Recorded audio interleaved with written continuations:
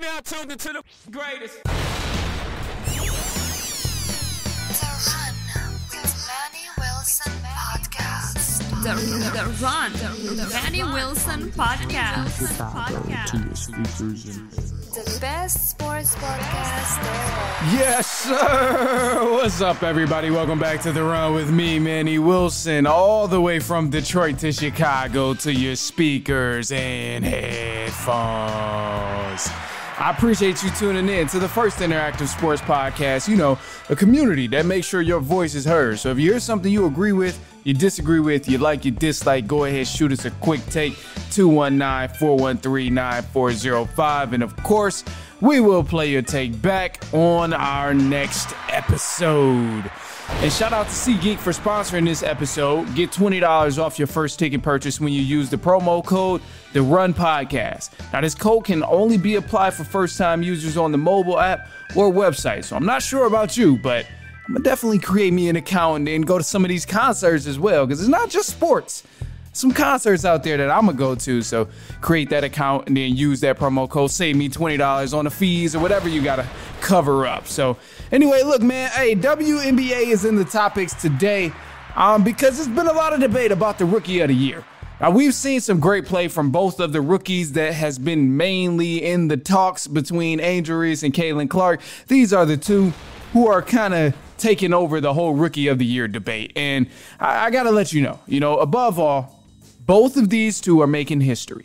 They're making a lot of history right now, and I'm very proud that they're doing that because the argument can genuinely go either way of Angel Reese or Caitlin Clark for Rookie of the Year. Now, before I tell you who is the winner and who should win, just hear something. Angel Reese, she's the only player in the WNBA to ever grab 20-plus rebounds in 3 consecutive games. Probably going to make that 4 in tomorrow's game. I don't think they play tonight, but probably going to make that 4 very soon. And even more, since it's never happened in the WNBA. The last person in the NBA to do this was a Detroit Piston, Ben Wallace, back in 2003. So very elite company there. Then a couple months ago, Caitlin Clark, she broke the record for the most assists in a single game and also the most assists by a rookie in WNBA history. So she's been killing it. And, I think it's easy to say. So now you get to hear my pick. And it's easy, man. For me, the Rookie of the Year is easily Caitlin Clark. And I say this because although it's a valid argument that Angel Reese is the Rookie of the Year, Caitlin Clark is 1,000% the Rookie of the Year because she's over 60% of her points have all been unassisted buckets. And she's leading her team in points, assists, and in steals. And she's also third in rebounding on her team right now. So she's literally doing everything in every aspect of the game, controlling the offense as well. But based on the eye test and also what the numbers are telling us, it's hard to ignore this type of impact from a rookie. Because we haven't really seen things like this besides a few WNBA legends who are not in the game anymore. We haven't seen a rookie impact a game like this in their first year of basketball for a team. So you got to give her Rookie of the Year here. And of course, man, like the way she's running the offense and conducting the offense, that's a lot of pressure on a rookie. We made fun of her early on in the year because she had some adjustment struggles, which happens. But a lot of people was grilling her about it because it's like, oh, I told you she was going to be bad. I told you she wasn't going to. And it's like, okay, I mean, it's the first few games, first half of the season. Of course, she's going to struggle. But now she done picked it up. And a lot of those haters is quiet about it. They're silent about it because they seeing her get the routine. And that's just a lot of pressure for a rookie to have to control the entire offense of a game because Angel Reese on her part, very great at what she's doing. And dominating on the boards and also on the defensive end, but she doesn't have the same responsibilities as Caitlin Clark when you talk about what she's doing and how she's impacting the team. Because I think it's safe to say Chicago Sky wouldn't be where they are right now if they didn't have Angel Reese, especially her on the defensive end and what she can do on the offensive glass and on the defensive glass. That's very safe to say. But above all, nobody's asking Angel Reese to run the offense to perfection. Nobody's asking her to score 20-something points a night or score 17 points a night in order for them to win. They have other players to do that. So she just has to play her one role much how Caitlin Clark has to play her role, but Caitlin Clark has a bigger job to handle on the Indiana Fever because she has to control the offense. She has to score. And obviously she's grabbing rebounds. She's playing defense. And she's also finding her teammates because she's leading the team in assists as well. So it's just a lot more on her plate than what Angel Reese has right now, whereas she only got to grab boards and play defense. Because you got Kennedy Carter on the Chicago Sky, who's helping out Angel Reese in terms of the scoring end. And even then, if you want to look even closer, Camila Cardoso, because she came back, she can also help Angel Reese in terms of grabbing boards and playing defense and protecting the paint. So, it's a lot of different factors here, but above all, I'm going Caitlin Clark for the Rookie of the Year without a doubt. As far as the team standings, both of these teams are not really in perfect shape. They're still kind of struggling, but I'm just glad that they're in the running for, a good matchup in the playoffs because, people compare and they compare the teams and they're saying, oh, she's got to do this, whatever. These are two different positions and they have two different teams, like two different styles of play on each of these teams. So you got to consider that. And I'm just a firm believer, whether you agree, you're talking trash, before you talk any trash, definitely turn on the game and look at the game because far too often I feel like we're in a highlight culture of, hey, I seen what Caitlin Clark did. She did this. She dropped this many points and all that. And we're not seeing how these points actually were accumulated. So I'm just saying, man, you got to tune into the game, watch the game because there's some critiques here too. I'm not going to get into the critiques. Not this episode. Maybe down the line, but there's a lot of critiques I could get into on Angel Reese's part. I could get into Caitlin Clark, but I'm not going to do that. Anyway, look, man, Indiana Fever is actually playing right now. They're playing the Atlanta Dream. I don't have the score for you because the game just started a little bit ago. So go ahead, check that out. You can check out the score, see who won that game. But I think Indiana Fever is going to win. They've won 4 of their last 6 games. So, they've been on a roll. So happy for them. Anyway, look, man, we got a side note here because some craziness done happened in the NFL. A quick little side note, bro. Jerry Jones has officially lost his mind. Owner of the Dallas Cowboys. The man, he done lost it.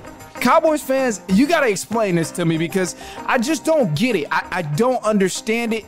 I just genuinely don't understand how you can continue to cheer for the Cowboys time after time, and especially after things like this happens because Jerry Jones, man, this guy is a character. So after making CeeDee Lamb, the wide receiver, one of the highest paid receivers, he was asked why he should remain GM of the Dallas Cowboys. His response? He said, I'm gonna paraphrase, it's a longer quote, so this is what his response was. There's nobody that could fucking come in here and do all the contracts and be a better GM than I can. That's the Moneyball statement right there. Nobody can come in here and do a better job at contracts than he can, apparently. And just keep this in mind, too. So you might look at the deals and you might say, oh, okay, well, he's made some good deals. He brought back CeeDee Lamb. He's about to pay Dak Prescott. I like what he's been doing. Mind you, the statement is ignorant as hell, bro. Jerry Jones is 81 years old. I find it hard to believe that someone half his age can't put together some good numbers and make sure they can retain players that we all like on the Dallas Cowboys. I find it very difficult that someone half his age can't do a better job than he can. Bro is 81 years old. I know he up in that front office, blind as hell, can't see what's going on the field. He just be looking at the numbers in the stat sheets and just probably listening to the fans or whatever they say. I don't know what his strategy is, but I know he got some big struggles at 81 years old trying to put together a bunch of different financial deals. Sounds ridiculous to me. That's the first thing. The second thing is apparently this method that he's been using that's making him such a great GM ain't been working because the Cowboys ain't won a playoff game or they've won 4 playoff games since 1999. Over 20 years, bro. It's time to let that accomplishment go. They ain't made a conference game since 1995, bro. It's time to let it go, bro. It's almost been 30 years since y'all been doing anything. You are clearly not the guy for the job if it's been 30 years and you still ain't seen no success in the playoffs. What the hell are you doing up there? Please tell me. Something needs to change. Because if you still thinking you hot stuff after 30 years of your favorite accomplishment, yeah, bro, I got another thing for you. You need to look in the mirror. You need to look in the mirror. because you got to figure it out, bro. You got to figure it out. So I don't know what's up with the Cowboys, man. That's y'all owner, y'all Cowboys fans. I know it's some of y'all that be over here listening to them, and that's cowgirl fans, as we call them. But I got some stuff for the Cowboys. I'm making sure I'm on y'all ass all season because we know what y'all gonna say. Y'all going to the Super Bowl. We going to the Super Bowl. No, it ain't happening. Y'all ain't been there in over 30 years, bruh. It ain't happening. It's people that done did a whole bid, got out, and living life now. We seen Wallow from $1 million worth of game go to jail, come out, and became a millionaire. Come on, man. That's crazy. But anyway, look, leave a voicemail on our voicemail line, man. 219-413-9405. Leave a quick take, and I promise you we will play your voicemail back on our next episode. Hey, chime in about the Cowboys or talk about the WNBA. Either way it goes, we gonna definitely show love. But look, we got some more stuff coming up in just a sec, so don't go anywhere. Got some news in the NFL, college football, and then also too, fantasy football. I started fantasy football, so we'll talk about that in just a sec. But it's halftime. I'll be right back.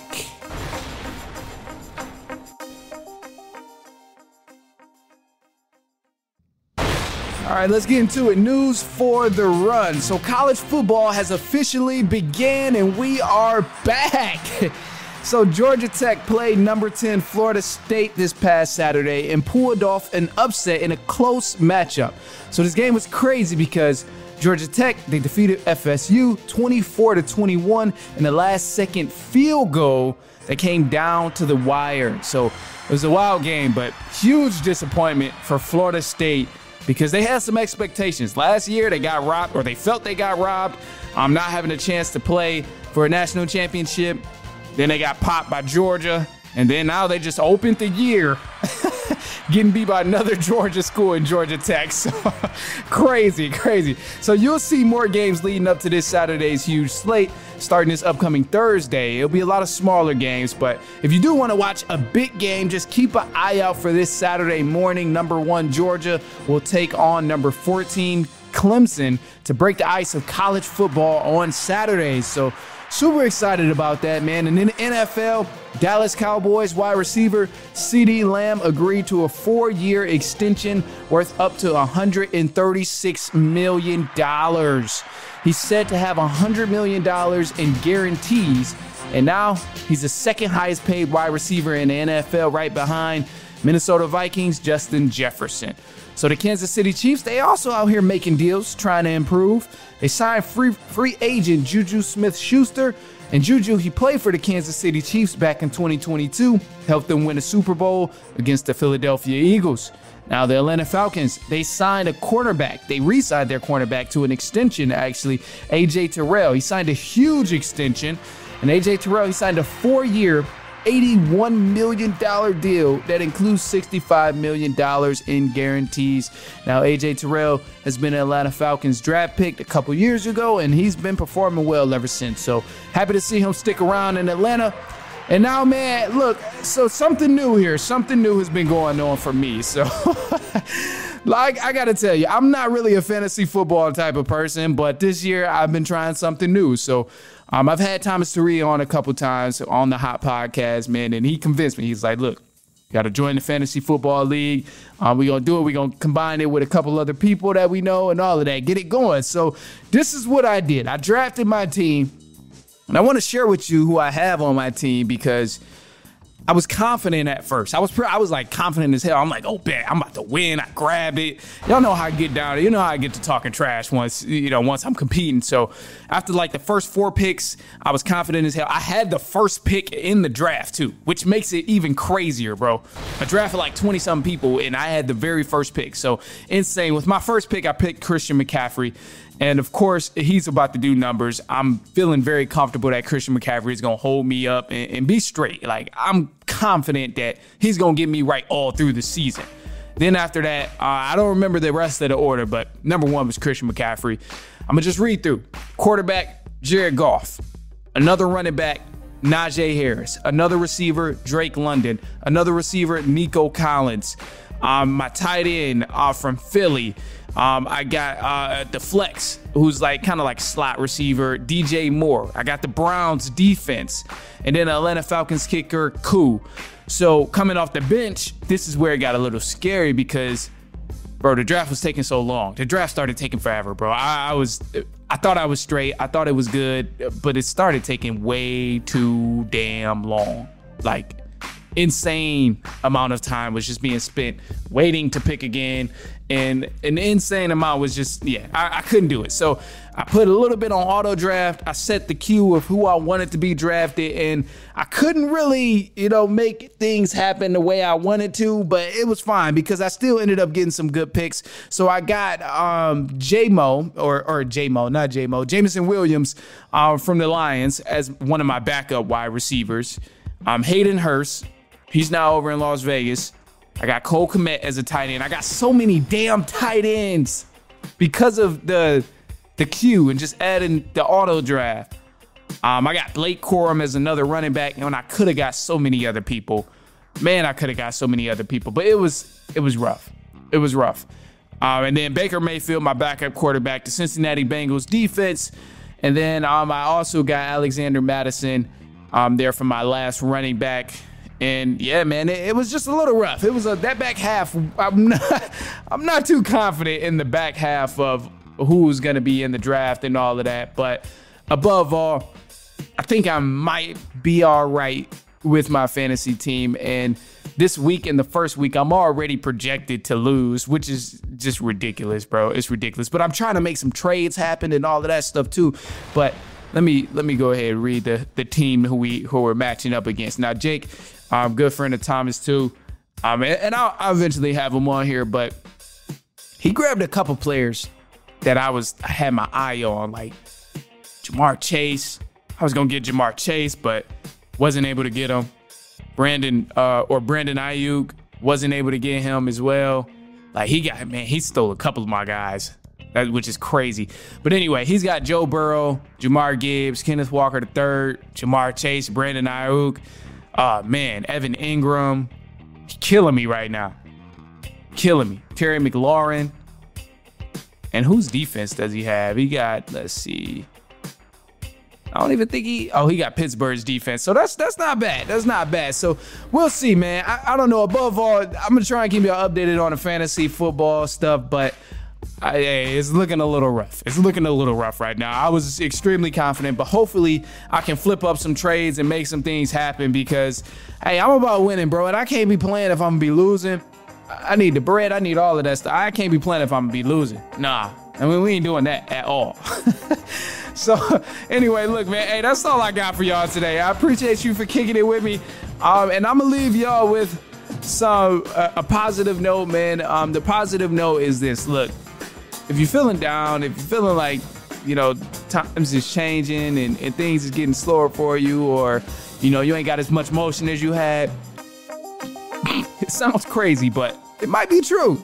Just keep in mind, bro, look, the seasons is changing. It's getting darker earlier, so give yourself some grace. Above all, just give yourself some grace, bro. Understand that we constantly change and we constantly adjust to the environment around us. So that's just what you're going through if you are going through a tough time. And that's all right, bro. You just got to reassemble and readjust to refine your balance, bro. So it's cool to take some time, give yourself some grace. If you are a little bit lazy, don't be lazy for too long. But if you are a little bit lazy, that's cool. And then readjust for the winter time. And hey, man, you're going to be all right. You're going to come back strong in the winter. By the time you see snow on the ground and by the time the temperature drop below 50, you're going to be all right, especially if you're in the Midwest. But if you're down south, I don't know what to tell you. Still, the message still applies to you. Adjust. It's okay. The seasons are still turning. Still getting a little bit cooler down south in a couple months. So I guess I'll leave y'all with that. But anyway, look, man, send this to a cousin, a brother, an aunt, an uncle, a niece, a nephew, a friend, a family member, anyone you know who enjoys sports, especially if I was talking about their team. Other than that, man, hey, use that SeatGeek promo code as well, The Run Podcast. Save $20 off your first ticket purchase when you use that promo code, The Run Podcast. And then last but not least, need that quick take on a voicemail line. If you want to go ahead and say something, get it off your chest. 219-413-9405. And of course, we're going to play your take back on our next episode. But other than that, man, that's all we got for y'all today. We'll be back later on next week or later on this week, and so on and so on and so on.